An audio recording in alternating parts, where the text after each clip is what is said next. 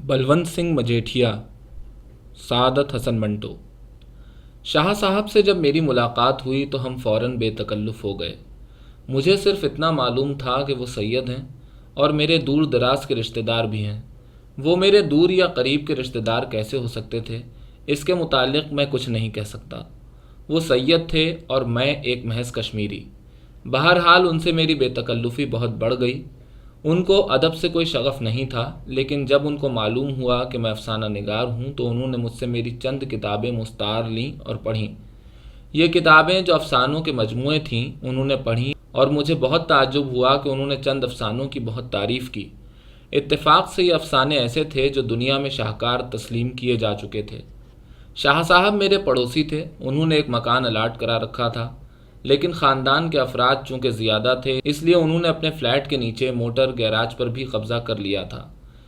उसमें उन्होंने अपनी बैठक का इंतज़ाम किया था। ऊपर जनाना था। शाह साहब के दोस्त बेशुमार थे, इसलिए उस गैराज में वो उनकी खातिर मदारात करते थे। एक दिन उनसे अफसानों के बारे में बातें हुई तो उन्होंने मुझसे कहा, मेरी ज़िंदगी में ऐसी कई हकीकतें हैं जिनको तुम अफसाने बनाकर पेश कर सकते हो। मैं हर वक्त अफसानों की तलाश में रहता हूँ। चुनांचे मैं फ़ौरन मुतवज्जह हुआ और शाह साहब से कहा, मुझे उम्मीद है कि आप अच्छा मवाद देंगे। शाह साहब ने जवाबन कहा, मैं अफसाना निगार नहीं, लेकिन मेरी ज़िंदगी में एक ऐसा वाक़या हुआ है जो काबिल ज़िक्र है।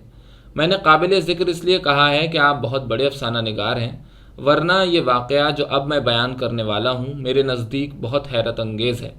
मैंने शाह साहब से कहा, ऐसा भी क्या हैरत अंगेज़ होगा? फिर थोड़े से वक्फे के बाद उसमें थोड़ी सी इस्लाह की, लेकिन हो सकता है कि आपके लिए वो वाकई हैरत अंगेज़ हो। शाह साहब ने कहा, जी, मैं नहीं कह सकता कि जो वाक़या मैं आपको सुनाने वाला हूँ हर शख्स के लिए हैरत का बाइस होगा।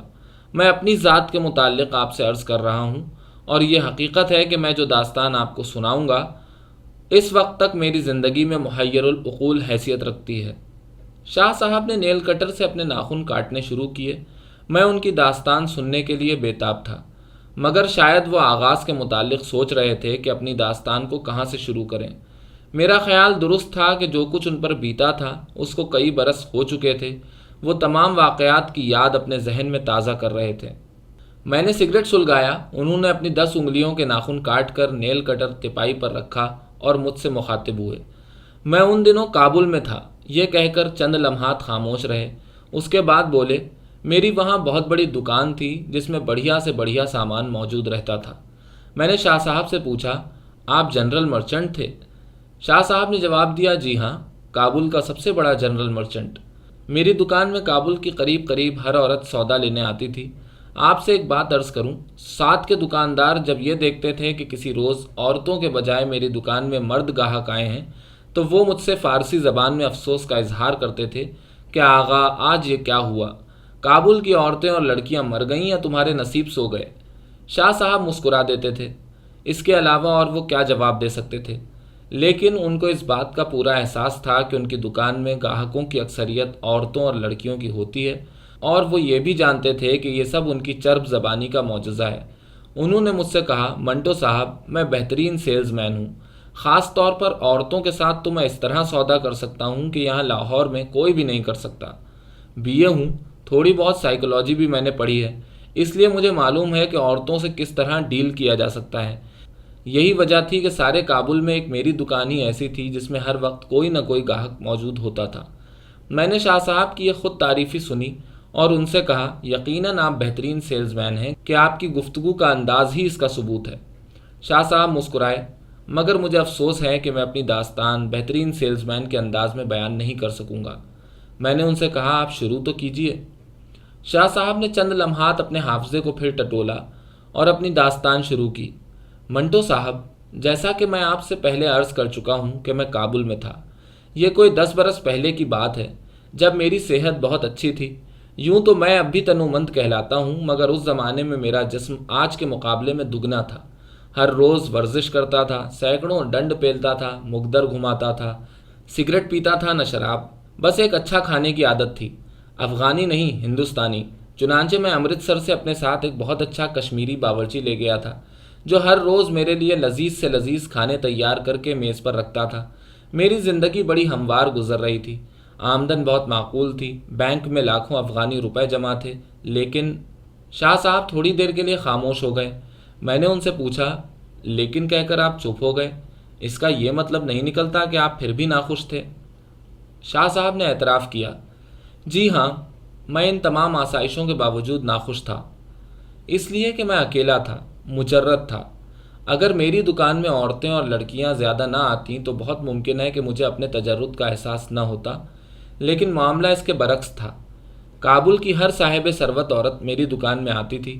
دکان میں داخل ہوتے ہی یہ عورتیں اور لڑکیاں اپنا برقع اتار کر ایک طرف رکھتیں اور سودا خریدنے میں مصروف ہو جاتیں۔ منٹو صاحب، آپ کا شاید یہ خیال ہو کہ وہ بڑا شرعی قسم کا لباس پہنتی ہوں گی، مگر حقیقت اس کے بالکل برعکس ہے۔ یوں تو وہاں کی عورتیں اور لڑکیاں پردہ کرتی ہیں، مگر لباس ٹھیٹھ یوروپین پہنتی ہیں، اسکرٹ، کٹے ہوئے بال، رنگے ہوئے ناخن، پنڈلیاں ننگی۔ جب وہ میری دکان میں آتی تھیں تو اپنے برقعے اتار کر ایک طرف رکھ دیتی تھیں اور مال دیکھنے میں مصروف ہو جاتی تھیں۔ شاہ صاحب نے بولنا بند کیا تو میں نے ان سے پوچھا، آپ کو ان میں سے کسی سے محبت تو یقیناً ہو گئی ہوگی؟ شاہ صاحب بہت سنجیدہ ہو گئے۔ جی ہاں، ایک لڑکی سے ہو گئی تھی جو اپنا برقع نہیں اتارتی تھی، حتیٰ کہ نقاب بھی نہیں اٹھاتی تھی۔ میں نے ان سے پوچھا، کون تھی وہ؟ انہوں نے جواب دیا، ایک بہت بڑے گھرانے سے متعلق تھی، اس کا باپ فوج کا اعلیٰ افسر تھا، بڑا سخت گیر۔ مجھے اس سے صرف اس لیے محبت ہوئی کہ وہ ہاتھوں کے علاوہ اپنے جسم کا کوئی حصہ نہیں دکھاتی تھی۔ میں نے پوچھا، اس کی کیا وجہ؟ شاہ صاحب نے کہا، مجھے معلوم نہیں، اور نہ میں نے اس سے کبھی اس بارے میں استفسار ہی کیا، لیکن میرے تصور میں وہ انتہا درجے کی حسین تھی، گوری چٹی، جسم خواہ برقعے میں لپٹا ہو، لیکن اس کے تناسب کے متعلق اندازہ لگانا زیادہ مشکل نہیں تھا۔ میں نے چور آنکھوں سے دیکھ لیا تھا کہ وہ جوانی کا آدرش مجسمہ ہے، لیکن مصیبت یہ تھی کہ وہ چند منٹوں کے لیے میری دکان میں آتی تھی، چیزیں خریدنے اور ان کی قیمتوں کے بارے میں فیصلہ کرنے میں چند منٹ صرف کرتی تھی اور چلی جاتی تھی۔ میں نے شاہ صاحب سے کہا، یہ سلسلہ کب تک جاری رہا؟ قریب کے 6 مہینے تک مجھ میں اتنی ہمت ہی نہیں تھی کہ میں اس سے اپنی محبت کا اظہار کروں۔ میں اس سے بہت مرعوب تھا، اس لیے کہ وہ دوسروں سے مختلف تھی، اس میں ایک عجیب قسم کی رعونت تھی۔ میں اس کو بے طرح گھورتا تھا، حالانکہ یہ شائستگی نہیں تھی، لیکن میں اپنے دل کے ہاتھوں مجبور تھا۔ منٹو صاحب، ایک دن میں دکان میں بیٹھا تھا، اس کے متعلق سوچ رہا تھا کہ ٹیلی فون کی گھنٹی بجی۔ نوکر نے ریسیور اٹھایا اور مجھ سے کہا کہ کوئی خاتون آپ سے بات کرنا چاہتی ہیں۔ میں نے سوچا کہ کوئی گاہک ہوگی اور نئے مال کے متعلق پوچھنا چاہتی ہوگی۔ اٹھ کر میں نے ریسیور ہاتھ میں لیا اور پوچھا، مادام، آپ کیا چاہتی ہیں؟ ادھر سے آواز آئی، کیا آپ سید مظفر علی ہیں؟ میں نے جواب دیا، جی ہاں، ارشاد۔ اب میں نے آواز پہچان لی تھی، یہ اسی کی تھی، اسی کی جو میری دکان میں برقع نہیں اتارتی تھی۔ میں گھبرا گیا۔ منٹو صاحب، یہ عاشق ہونا بھی ایک عجیب لعنت ہے۔ یہ سن کر میں مسکرا دیا۔ آپ ٹھیک فرماتے ہیں شاہ صاحب، لیکن افسوس ہے کہ میں اس لعنت میں ابھی تک گرفتار نہیں ہوا۔ شاہ صاحب کو بہت افسوس ہوا۔ حد ہو گئی، انسان اپنی جوانی میں کم از کم ایک مرتبہ تو ضرور عشق میں گرفتار ہوتا ہے۔ خیر، آپ کو ابھی تک عشق نہیں ہوا تو خدا کرے کہ بہت جلد ہو جائے، کیونکہ یہ مرض بہت دلچسپ ہے۔ میں نے مسکرا کر شاہ صاحب سے کہا، آپ اپنی داستان بیان کیجئے۔ مجھے عشق ہوگا تو میں آپ سے وعدہ کرتا ہوں کہ آپ کو اس کی پوری رودات سنا دوں گا۔ شاہ صاحب کرسی پر سے اٹھ کر پلنگڑی پر لیٹ گئے اور آنکھیں بند کر لیں۔ منٹو صاحب، میں اس لڑکی کے عشق میں اس بری طرح گرفتار ہوا کہ ورزش کرنا بھول گیا۔ وہ میری دکان پر اکثر آتی تھی، میں اس کو گھورتا تھا، لیکن دیکھیے میرا دماغ کتنا خراب ہو گیا ہے۔ یہ اسی عشق خانہ خراب کا باعث ہے۔ میں آپ سے اس کے ٹیلی فون کی بات کر رہا تھا، جب میں نے ریسیور اٹھایا اور اس کی آواز پہچان لی تو اس نے مجھ سے کہا، دیکھو، میں جب بھی تمہاری دکان پر آتی ہوں تم مجھے گھورتے ہو۔ اگر اپنی خیریت چاہتے ہو تو ٹھیک ہو جاؤ، ورنہ تمہارے حق میں برا ہوگا۔ منٹو صاحب، میں جواب سوچ ہی رہا تھا کہ اس نے ٹیلی فون کا سلسلہ منقطع کر دیا۔ میں دیر تک گونگے ریسیور کو کان کے ساتھ لگائے کھڑا رہا اور سوچتا رہا کہ اس دھمکی کا مطلب کیا ہے۔ میں نے شاہ صاحب سے پوچھا، کیا وہ دھمکی اصلی تھی؟ جی ہاں، چوتھے روز وہ میری دکان میں آئی تو میں نے اس کی نقاب کی طرف پھرونی نگاہوں سے دیکھا تو اس نے جھنجھلا کر میرے ملازموں کے سامنے مجھ سے کہا، تمہیں شرم نہیں آتی کہ تم مجھے اس طرح دیکھتے ہو؟ میں سن ہو گیا، لیکن اس نے چند چیزیں خریدیں، دام دیے اور اپنی موٹر میں بیٹھ کر چلی گئی۔ میں شاہ صاحب کی داستان میں کافی دلچسپی لے رہا تھا۔ عجیب لڑکی تھی، آپ سے اسے نفرت بھی تھی، مگر اس کے باوجود آپ کی دکان میں آتی تھی۔ شاہ صاحب نے آنکھیں کھولیں۔ منٹو صاحب، یہی وجہ تھی کہ میرے دل میں یہ خیال پیدا ہوا کہ اس کی نفرت و حقارت مصنوعی ہے۔ دراصل وہ میری محبت سے متاثر ہو چکی ہے اور محض بناوٹ کے طور پر غصے کا اظہار کرتی ہے۔ لیکن جب ایک روز اس نے مجھے بہت زور سے لعن طعن کی تو میں سرد ہو گیا، پر اس کی محبت تھی جو میرے دل سے جاتی ہی نہیں تھی۔ میں نے بہت کوشش کی کہ اس کو بھول جاؤں۔ میں نے خود کو سمجھایا کہ تم عجیب بے وقوف ہو، ایک لڑکی جس کی تم نے شکل نہیں دیکھی، جو تم سے نفرت کرتی ہے، تم اس سے عشق فرما رہے ہو۔ باز آؤ، تمہارا کاروبار ماشاءاللہ بہت اچھا ہے، سارے افغانستان میں تمہاری ساکھ ہے، یہ کیا جھک مار رہے ہو؟ لیکن منٹو صاحب، عشق بہت بری بلا ہے، میں اس سے اپنا پیچھا نہ چھڑا سکا۔ میں نے ان سے کہا، آپ خواہ داستان طویل بناتے جا رہے ہیں، انجام پر پہنچیے۔ شاہ صاحب پلنگڑی پر سے اٹھے اور کرسی پر بیٹھ گئے۔ حضرت، ایسی داستانیں اکثر طویل ہوا کرتی ہیں۔ عشق ایک مرض ہے اور جب تک طول نہ پکڑے مرض نہیں ہوتا، محض ایک مذاق ہوتا ہے۔ خیر، اب جب کہ آپ چاہتے ہیں کہ میں اپنی داستان طویل نہ بناؤں تو مختصر طور پر عرض کرتا ہوں کہ میرا عشق جب بہت شدت اختیار کر گیا تو ایک روز میں بے اختیار رونے لگا۔ میرے شہر امرتسر کا ایک باشندہ سردار بلونت سنگھ تھا، جو مجیٹ کے ایک اچھے خاندان کا فرد تھا۔ وہ کابل میں ایک انجینئرنگ فرم میں ملازم تھا، کھانے پینے والا آدمی تھا، اس لیے وہ ہر مہینے مجھ سے 50-60 روپے قرض لے جاتا تھا۔ مزید قرض لینے ہی کی غرض سے وہ اس وقت میری دکان میں آیا جبکہ میری آنکھیں نمناک تھیں۔ وہ میرے پاس کرسی پر بیٹھ گیا۔ اس نے معلوم نہیں مجھ سے کیا پوچھا اور میں نے جانے کیا جواب دیا، لیکن جب اس نے مجھ سے یہ کہا، دوست تم کو کوئی روگ لگ گیا ہے، تو میں چونک پڑا۔ نہیں نہیں، ایسی کوئی بات نہیں۔ سردار بلونت سنگھ مجیٹھیا اپنی گھنی مونچھوں کے اندر مسکرایا۔ تم جھوٹ بولتے ہو، صاف صاف بتاؤ، تمہیں یہاں کسی سے عشق ہوا ہے؟ میں خاموش رہا تو وہ پھر بولا، دیکھو اگر کوئی مشکل درپیش ہے تو ہم سب ٹھیک کر دیں گے۔ جب اس نے اسی قسم کی چند اور باتیں کی تو میں نے سارا معاملہ اس کو بتا دیا۔ میں نے پوچھا، تو اس نے مشکل آسان کرنے کا کیا گر بتایا؟ شاہ صاحب نے کہا، اس نے مجھے ایک منتر بتایا۔ منتر؟ جی ہاں، آپ سید ہیں، کیا آپ منتر جنتر پر ایمان لا سکتے ہیں؟ شاہ صاحب نے کہا، لانا تو نہیں چاہیے تھا کہ یہ ہمارے مذہب میں جائز نہیں، لیکن اس وقت سردار بلونت سنگھ کا مشورہ ماننا ہی پڑا، اس لیے کہ عشق بری بلا ہے۔ اس نے مجھے ایک منتر بتایا کہ 7 رنگوں کے پھول لو، ان میں سے ہر ایک پر یہ منتر پڑھ کر پھونکو اور منگل کے روز اسی لڑکی کو کسی نہ کسی طریقے سے سنگا دو۔ یہ منتر مجھے ابھی تک یاد ہے۔ میں نے ان سے کہا، ذرا سنائیے تو۔ شاہ صاحب نے ایک لہجے کے لیے اپنے حافظے کو ٹٹولا اور کہا، کورو 10 مکھیا دیوی، پھل کھڑے پھل ہنسے، پھل چگے نہ ہر سنگ پیارے، جو کوئی لے پھولوں کی باس، کبھی نہ چھوڑے ہمارا ساتھ، ہمیں چھوڑا کسی اور کو کرے، پیٹ پھول بھسم ہو مرے، دہائی سلیمان پیر پیغمبر کی۔ میں نے یہ منتر سنا تو مجھے اپنا لڑکپن یاد آ گیا، جب میں نے منتروں کی ایک کتاب خریدی تھی اور اس میں سے ایک منتر ازبر اس غرض سے کیا تھا کہ میں اسکول کے تمام امتحانوں میں پاس ہوتا چلا جاؤں۔ یہ منتر مجھے اب تک یاد ہے، اوم نما کامیشری اتما دے بھرینگ پراسوا۔ لیکن اس کے پڑھنے کا نتیجہ یہ نکلا کہ میں 9ویں جماعت میں فیل ہو گیا تھا۔ میں نے اس منتر کا ذکر شاہ صاحب سے نہ کیا اور ان سے پوچھا، تو آپ نے 7 رنگ کے پھولوں پر یہ منتر پڑھا؟ جی ہاں، میں نے 7 رنگ کے پھول سوموار کو اکٹھے کیے، ان پر یہ منتر پڑھا اور اس لڑکی کو ٹیلی فون کیا کہ میری دکان میں چیکوسلوواکیا سے بہت اچھا مال آیا ہے، منگل کو وہ آ کے دیکھ لے۔ میں نے شاہ صاحب سے پوچھا، کیا وہ آئی؟ جی ہاں، وہ آئی، اس نے مجھے ٹیلی فون پر کہہ دیا تھا کہ وہ آئے گی۔ شام کو 5 بجے کے قریب میں اس کا انتظار کرتا رہا۔ وہ ٹھیک 5:05 پر آئی اور اس نے چیکوسلوواکیا کے مال کے متعلق استفسار کیا۔ غرض یہ ہے کہ مال وال کا قصہ بالکل فراڈ تھا۔ میں نے اس سے کہا کہ ملازموں نے ابھی تک پیٹیاں نہیں کھولی، آپ کل تشریف لائیے گا۔ وہ بہت جذبز ہوئی۔ میں منتر پڑھے پھولوں کی طرف دیکھ رہا تھا۔ اتفاق کی بات کہ اس نے بھی ان پھولوں کی طرف دیکھا اور مجھ سے کہا، یہ پھول تمہاری میز پر کہاں سے آ گئے؟ میں نے جواب دیا، یہ میں نے آپ کے لیے خریدے تھے، اگر آپ کو پسند ہوں، میرا مطلب ہے کہ اگر آپ کو ان کی خوشبو پسند ہو تو آپ انہیں قبول فرمائیں۔ اس نے وہ 7 پھول اٹھائے اور انہیں سونگھا۔ میں نے ان سے پوچھا، اس لڑکی کا رد عمل کیا تھا؟ شاہ صاحب نے جواب دیا، اس نے ناک منہ چڑھا کر کہا، یہ پھول ہیں، ان میں نہ تو خوشبو ہے نہ بدبو۔ بہرحال اس نے وہ پھول سونگھے، چند چیزیں خریدیں اور چلی گئی۔ شام کو سردار بلونت سنگھ مجیٹھیا میری دکان پر آیا۔ اس نے مجھ سے پوچھا، کہو وہ پھول سنگھا دیے؟ میں نے اس سے کہا، سنگھا تو دیے، لیکن اس کا نتیجہ کیا نکلے گا یہ مجھے معلوم نہیں۔ سردار بلونت سنگھ ہنسا۔ اس نے بڑے زور سے میرا ہاتھ دبایا اور کہا، دوست اب تمہارا کام سمجھو کہ 15 آنے ہو گیا ہے۔ مجھے بڑی حیرت تھی کہ منتر کے ذریعے ایسا کام 15 آنے میں کیوں کر ہو سکتا ہے، مگر سید صاحب نے کہنا شروع کیا، منٹو صاحب آپ یقین مانیے کہ میرا کام 15 آنے مکمل ہو گیا۔ دوسرے دن کوکو جان کا ٹیلی فون آیا کہ وہ کچھ چیزیں خریدنے کے لیے آ رہی ہے۔ میں نے اس کا استقبال کیا۔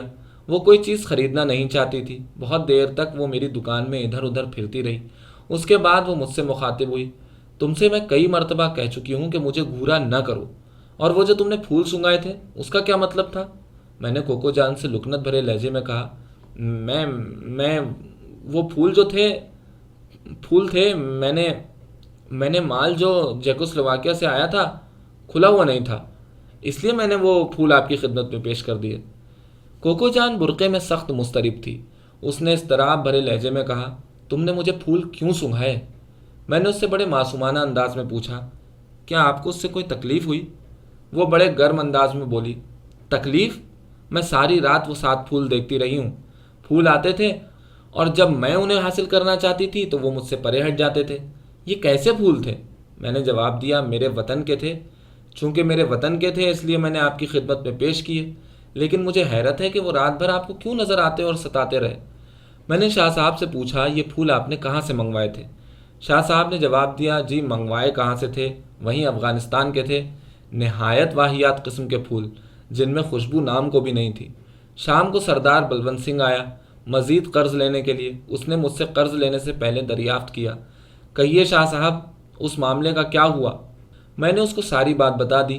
وہ قرض لینا بھول گیا۔ اپنا بالوں بھرا ہاتھ میرے کندھے پر زور سے مار کر چلایا، شاہ جی آپ کا کام 16 آنے ہو گیا ہے، وسکی کی ایک بوتل منگائیے۔ شاہ صاحب نے مجھے بتایا کہ انہوں نے وسکی کی بوتل کے علاوہ ایک ڈبہ سگریٹوں کا بھی منگوایا، جس میں سے سردار بلونت سنگھ مجیٹھیا تمباکو نوشوں کے ٹھیٹھ انداز میں پے در پے کئی سگریٹ پھونکتے رہے۔ جب جانے لگے تو انہوں نے شاہ صاحب سے کہا کہ دیکھو ابھی تھوڑی سی کسر باقی ہے، اگلے منگل کو تم اور 7 پھول لو اور ان پر وہی منتر پڑھ کر اس لڑکی کو سنگا دو، بیڑا پار ہو جائے گا۔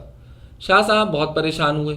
ان کی سمجھ میں نہیں آتا تھا کہ وہ اب کی کوکو جان کو پھول کیسے سنگا سکیں گے، جبکہ وہ اس معاملے کے متعلق شاکی تھی۔ لیکن معاملہ عشق کا تھا، اس لیے شاہ صاحب موت کے منہ میں جانے کے لیے بھی تیار تھے۔ شاہ صاحب نے پشاور سے پھول منگوائے، ان میں سے 7 منتخب کیے اور ہر ایک پر منتر پڑھا اور اپنے میز کے گلدان میں رکھ دیے۔ اس کے علاوہ انہوں نے اپنی دکان میں جا بجا گلدان رکھوائے اور ان میں پھول سجا دیے۔ پیر کو صاحب نے کوکو جان کو ٹیلی فون کیا اور اس سے پھر جھوٹ بولا کہ چیکوسلواکیہ کا مال کھل گیا ہے، آپ آئیے اور دیکھ لیجئے۔ کوکو جان آئی مگر مال وال موجود نہیں تھا۔ شاہ صاحب تھوڑی دیر کے لیے بوکھلائے، پھر ذرا ہوش سنبھال کر اپنے نوکروں کو لان تان کی کہ تم نے ابھی تک مال کیوں نہیں کھولا۔ کوکو جان کے ساتھ اس کی والدہ بوبو جان بھی تھی۔ وہ ایک طرف ٹوائلٹ کا سامان دیکھنے میں مصروف تھی۔ کوکو جان نے جب دکان میں جا بجا پھول دیکھے تو وہ متعجب ہونے کے علاوہ مضطرب بھی ہوئی۔ میری میز پر وہ خاص پھول پڑے تھے۔ وہ ان کے پاس آئی، گلدان میں سے اٹھا کر اس نے انہیں سونگھا اور مجھ سے کہا، یہ افغانستان کے پھول نہیں؟ میں نے جواب دیا، جی ہاں یہ میرے وطن کے ہیں اور میں نے خاص آپ کے لیے منگوائے ہیں۔ بوبو جان خرید و فروخت میں مشغول تھی۔ اس دوران میں کوکو جان سے میں نے اپنی والہانہ محبت کا اظہار کیا۔ وہ سخت ناراض ہوئی اور اپنی ماں کے ساتھ چلی گئی۔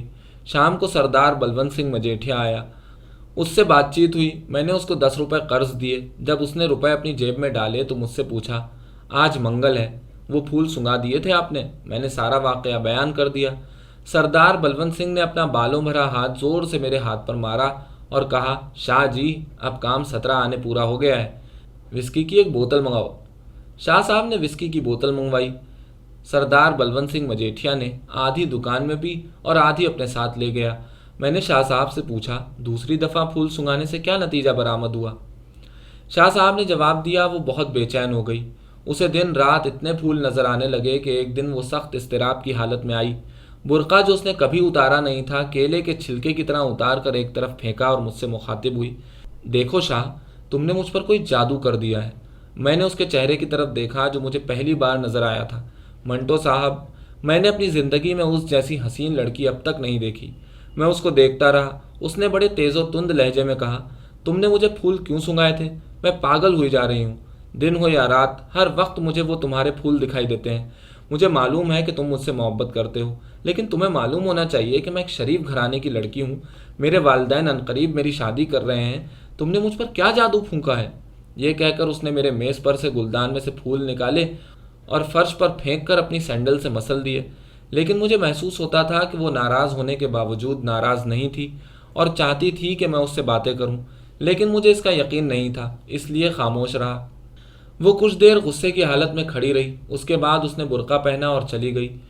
میں نے شاہ صاحب سے پوچھا، تو سردار بلونت سنگھ مجیٹھیا کا منتر کام کر گیا؟ جی ہاں، کام کر گیا۔ اس کو پھول ہی پھول نظر آتے تھے۔ میں نے کئی مرتبہ سوچا کہ یہ سب بکواس ہے، مگر کوکو جان کی باتوں سے مجھے یقین ہو گیا کہ منتر اپنا اثر کر گیا ہے۔ حالانکہ جو منتر آپ سن چکے ہیں اس میں کوئی ایسی بات نہیں جس سے آدمی کو یہ معلوم ہو کہ وہ اثر کرے گا۔ لیکن واقعہ یہ ہے کہ وہ جب پھر میری دکان میں آئی تو برقع اتار کر مجھ سے بغلگیر ہو گئی اور رونا شروع کر دیا۔ میں نے اس کو کئی مرتبہ چوما، اس نے کوئی مزاحمت نہ کی۔ تھوڑی دیر کے بعد میری میز پر گلدان میں جو پھول پڑے تھے اس نے نکالے اور انہیں نوچ کر ایک طرف پھینک دیا۔ اس کے بعد وہ برقع پہن کر تیزی سے باہر نکل گئی۔ داستان کافی طوالت پکڑ رہی تھی۔ میں نے صاحب سے کہا، آپ مختصر فرمائیے کہ انجام کیا ہوا؟ کیا وہ لڑکی آپ کو مل گئی؟ شاہ صاحب نے ایک آہ بھری۔ جی نہیں، اس کی شادی ہو گئی، مگر حجلہ عروسی میں داخل ہوتے ہی معلوم نہیں کیا ہوا کہ وہ گری اور گرتے ہی مر گئی۔ اس کے ہاتھ میں 7 پھول تھے، مختلف رنگوں کے۔ میں نے دیکھا کہ شاہ صاحب کی پلنگڑی کے ساتھ تپائی پر پیتل کے پھولدان میں 7 مختلف رنگوں کے پھول اڑسے ہوئے تھے۔